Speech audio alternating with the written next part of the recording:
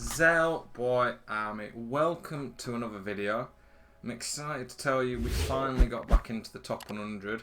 We didn't get a DC this week, which is always very helpful.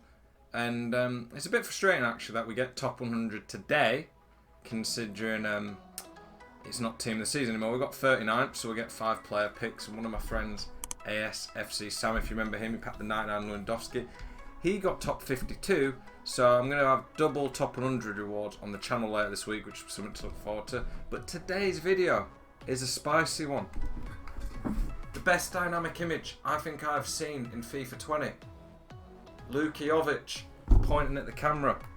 What a card. The review of Jovic is today's video.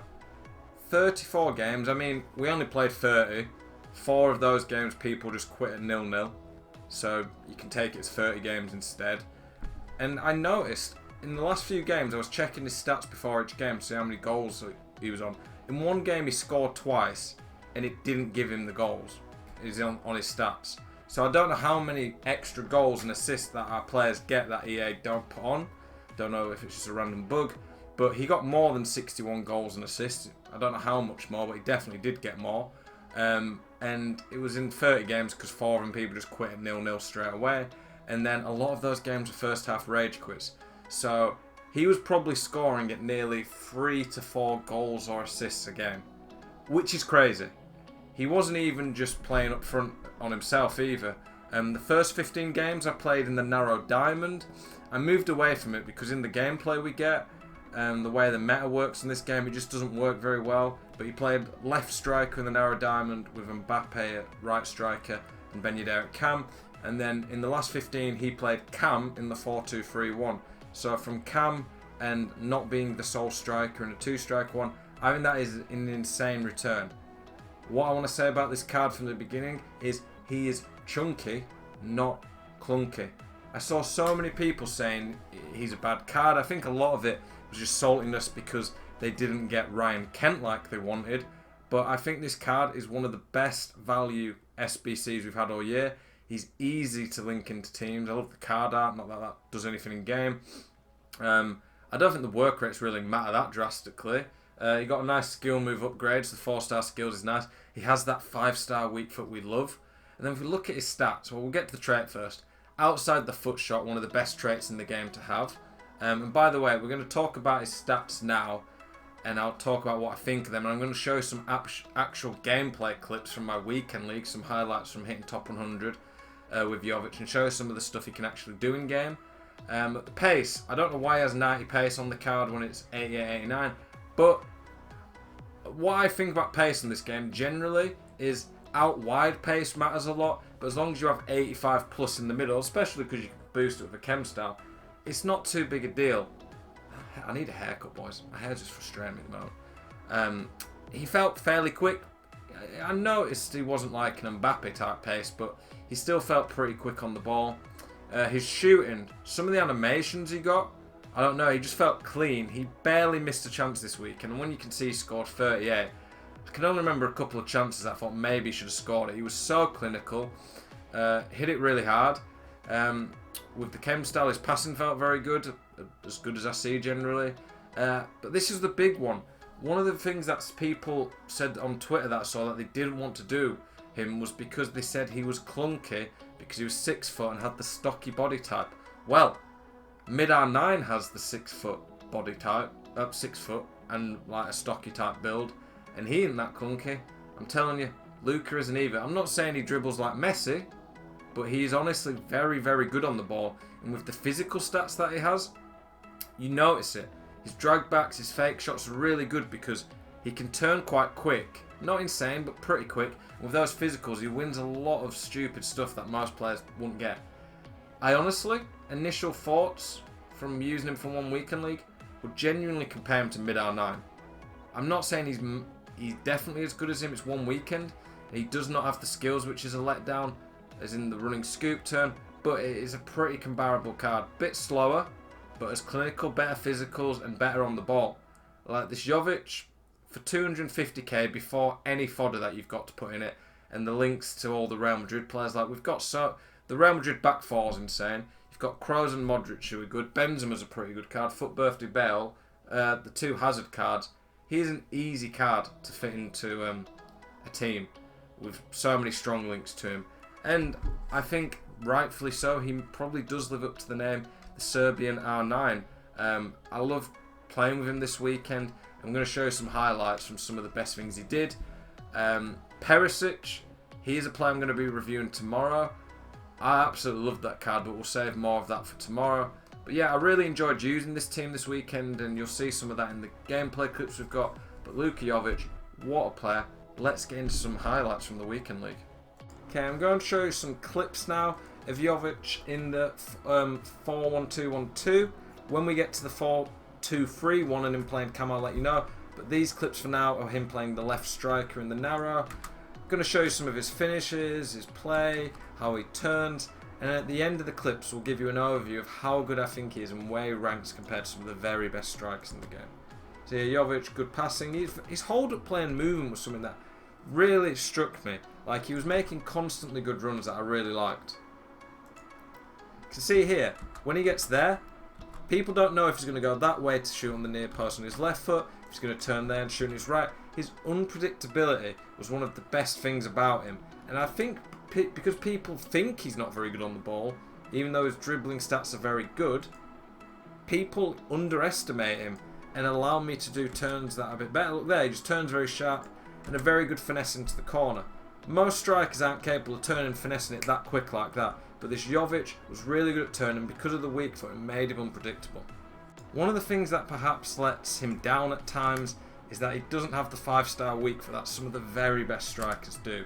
I mean, Ben Yedder and Serbia don't, so it's not the end of the world. The upgrade to the 4-star skill, so he had the scoop turn, is very nice, but I do miss sometimes him having the 5-star skill moves like Mbappe, CR7, R9. But you can see there, we'll go back and watch this again. Okay, yep. You can see here, again, the unpredictability. This is De Vrij, who's a very good centre-back on the game. He didn't know if I was going to go that way after I'd scored like that before, go that way. He can turn here, and then he hits a crazy shot across goal. That shot there, to hit it with that much power across the goal, not many players on the game can shoot that. Very clean, powerful, and the thing was, these were consistent shots that he was hitting pretty much 9 out of 10 times. In terms of his finishing, one of the most consistent clinical players I've used all year. Okay, this clip here shows some very nice footwork by him.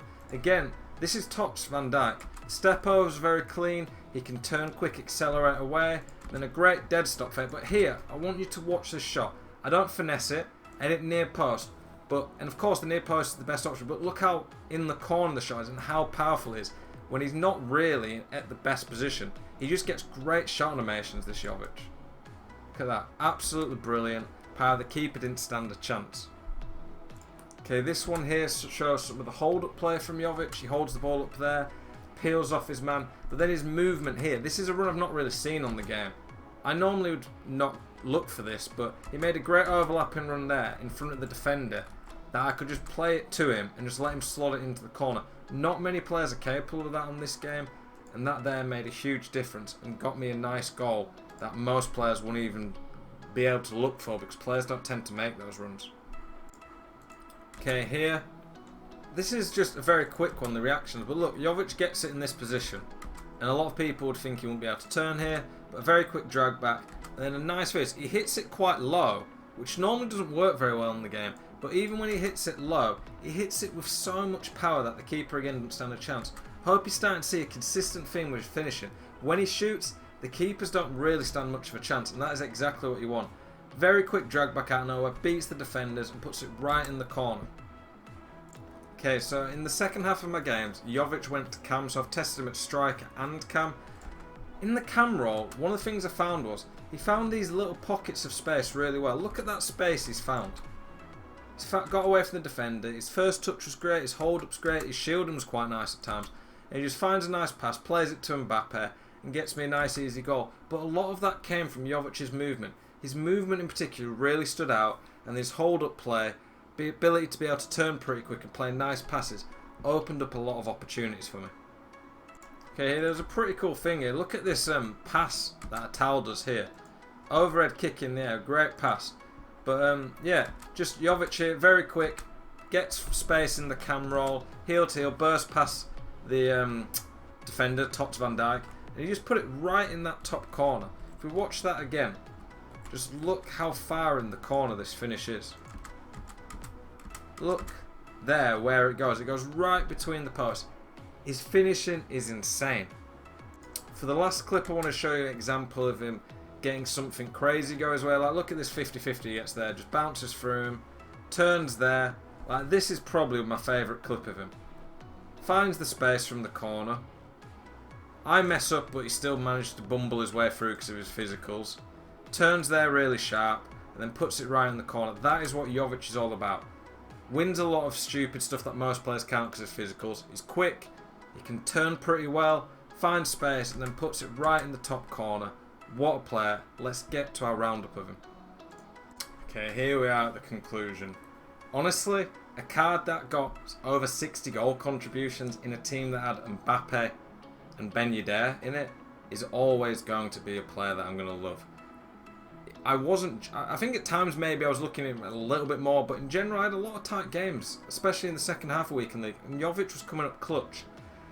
Pace, he doesn't stand out insane, but I don't think at cam or strike you really need the pace, and I don't think he's as much a Lam or Ram, even though he could play there, but as a cam and striker his pace is completely fine.